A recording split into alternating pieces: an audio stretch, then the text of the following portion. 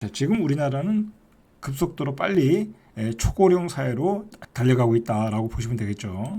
자, 21년 말과 비교할 때 충남은 고령 사회에서 초고령 사회로 바뀌었고, 울산은 고령화 사회에서 고령 사회로 바뀌었고, 경기도는 고령화 사회에서 고령 사회로 바뀌었고, 세 곳은 초고령 사회나 고령 사회로 진입했다라는 거예요.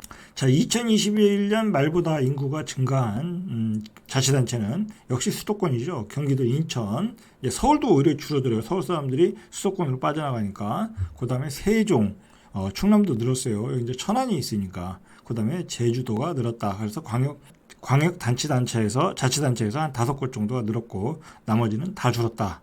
자, 기초 지자체는 인천 서구, 경기도 화성시, 경기도 평택시, 경기도 파주시, 충남 아산시 이런 곳들에서 한 52곳의 인구가 늘었다라는 거예요. 자, 인천 서구, 경기도 화성시, 자, 이런 곳은 이제 공장이 많이 들어서는 데죠. 그죠? 제조업이 발전하는 데죠. 자, 우리나라 학교 출산율은 0.8로 전 세계에서 가장 낮고, 급속한 고령화 사회로 축소 사회가 기정사실화되고 있고, 출산율이 낮아지고 인구가 감소할수록 서울 수도권으로 더 집중화되는 현상이 나타나겠죠. 자, 이런 인구 감소에 따라 문제가 되는 게 뭐냐면, 자, 내년부터죠. 내년 2024년도부터 대학, 초등학교, 유치원에 트리플 인구 절벽이 온다라는 거예요. 그러니까 인구 감소 쇼크가 대학교, 초등학교, 유치원에 온다. 자, 1970년대 초반에는 1년 동안 아이가 100만 명 낳았어요. 그리고 1980년대에는 60만 명. 10년 사이에 거의 반토막이 났죠. 40%가 줄어들었어요. 저출생이 본격적으로 사회 문제가 된 것은 2000년대. 자, 보시면 이제 IMF를 겪으면서 이제 먹고 살기가 어려워졌잖아요. 그때부터 아이들을 낳는 걸 줄이고 집값도 급등하고, 그러면서 이제 출산율이 줄어든 거예요. 그래서 2001년도에는 60만 선, 그리고 이듬해인 2002년에는 50만 명 선. 자, 2002년도면 제 나이 때거든요. 제 나이 때 그 친구들이 아이를 둘 이상 낳질 않았어요. 하나 내지 둘은 낳던 것 같아요. 그때까지는. 2021년 출생아는 26만 600명. 엄청나게 줄었죠. 그러니까 1980년대가 60만 명이니까 거의 반토막이 났다라고 봐야죠. 자, 2022년 출생아는 전년보다 소폭 줄어든 25만 명. 출생아 수가 50만 명에서 25만 명으로 줄어들고 있다는 거예요. 그러니까 지금 2021년도 아이들이 2020년도부터 줄어들었으니까 2020년도 아이들이 유치원에 들어갈 때, 그 아이들이 초등학교에 들어갈 때, 그 아이들이 고등학교, 대학교에 들어갈 때 사회 전반적인 쇼크가 오는 거예요. 그죠?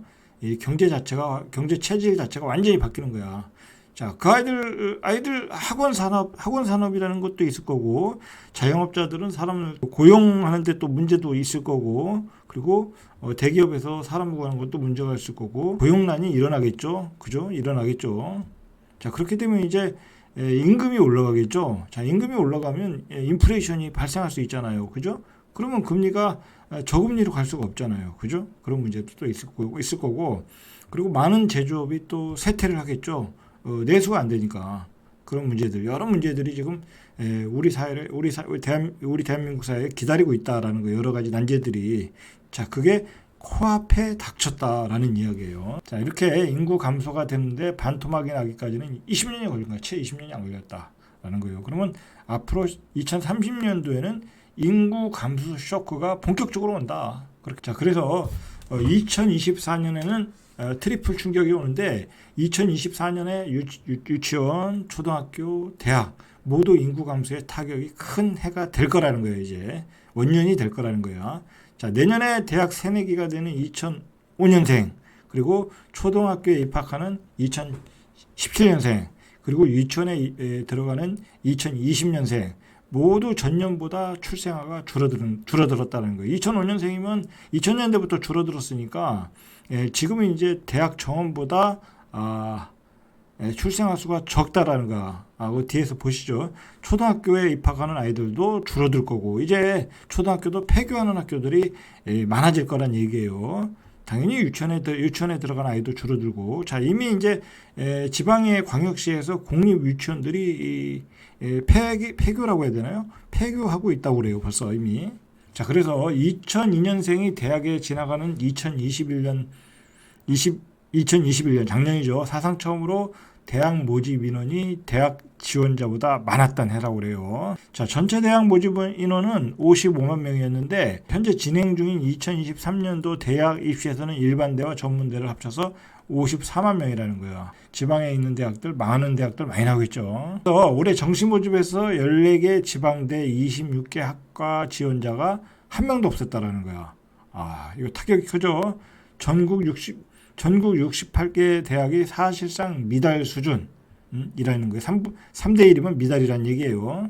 자, 내년에는 이런 현상이 심각해질 거고, 그리고 이제 지방에도 명문대가 있잖아요. 대구의 경북대, 부산의 부산대, 이런 대학들도 이제 작년부터 미달이라고 그러잖아요. 그죠? 자, 근데 문제는 수도권 일부 대학도 안심할 수 없는 상황이라는 거야. 지금 대학에 졸업하는 아이들이 54만 명이라고 해도 다 대학 가는 거 아니잖아요. 그죠? 대학을 안 가는 아이들도 있고, 해외 유학 가는 애들도 있고. 자, 그리고 요즘은 대학의 중요성이 많이 깨졌어요. 그리고 조금 처지는 대학은 애들이 또 가려고 하지도 않아요. 가봤자 크게 자신의 인생에 도움이 안 되니까. 자, 문제는 지방 경제에서 대학이 차지하는 비중이 크잖아요. 거기 원룸청도 있고 상권도 있고 어떤 일자리라는 게 있는 건데, 이렇게 되면 지방 경제에 타격이 오겠죠. 자, 안 그래도 지금 지방 광역시에서 많은 젊은이들이 서울 수도권으로 올라가잖아요. 그죠? 올라가는데 기존에 있는 일자리, 기존에 있는 경제의 어떤 상권마저 다 파괴된 가능성이 높다라는 거야. 2030년을 어떤 기점으로 해서 지금부터 서서히 지방 부동산은 쳐다도 보지 말라 하는 이야기가 바로 이런 배경을 가지고 이야기하는 거예요. 자, 초등학교에는 더 본격적인 인구 절벽이 닥친다고 그래요. 올해는 2016년생이 초등학교에 입학을 하는 거고, 내년에는 2017년생이 입학하는데, 2016년도에 한국의 출생아 수가 40만 명. 자, 옛날에 100만 명이었고, 2020년생이 1980년생이 60만 명인데 2016년도니까 40만 명이 되는 거야. 그죠? 엄청나게 줄어들고 있어요, 지금. 자, 2017년생은 출생아 수가 처음으로 40만 명 이하로 떨어지겠죠. 그래서 한 37만 9,373명. 올해 초등학교 1학년생은 37만 9,373명. 그리고 내년에 1학년생은 34만 1,619명. 자, 이렇게 급격하게 초등학생들이 떨어진다라는 거예요. 자, 그러니까 우리나라 교육에도 많은 변화가 있겠죠. 많은 변화가 있는 거예요, 이거. 자, 이제 우리 교육 시스템도 바뀌어야 된다는 얘기예요. 인구 감소의 최전선은 역시 유치원이에요. 그죠? 애들이 어린 나이에 들어와야 되니까. 그래서 지난해 교육 기본 통계에 따르면 2021년 한 해 동안 전국 유치원 188곳이 문을 닫았다라는 거예요. 21년에. 여기가 완전히 직격탄을 맞는 거죠. 자, 2020년, 이제 올해 2020년 애들이 유치원에 입학하잖아요. 자, 이 출산율 급감률을 고려하면 유치원의 학령 인구 절벽 현상은 내년부터 더욱 심해진다라는 거예요. 자, 이거 근데 갈수록 더 심해지겠죠? 그러니까 2030년도 가면 한 3분의 1 또는 2분의 1 정도는 유치원을 폐업한다라는 거예요. 근데 유치원 선생님도 이제 갈 데가 없는 거야. 그죠? 이거 큰 문제예요, 지금. 자, 그러니까 이렇게 아이들이 급감하니까 소아과에 지원하는 의사가 없다라고 이야기가 나오는 거예요. 자, 내년에는 2018년생이 만 5세에서 2020년생 만 3세가 취약 대상인데, 내년에 2017년생이 초등학교에 올라가고 2020년생이 유치원에 입학하면 취약 대상 아이가 한꺼번에 8만 5천 명이 줄어든다고 그래요. 인구 감소 쇼크가 바로 코앞에 다가오고 있다. 이거 정말 심각한 문제이고 본격적으로 이제 준비를 해야 될 것 같아요. 우리 경제 생태계도 많이 변할 거고, 그리고 우리의 어떤 주거 문화도 많이 바뀔 것 같아요.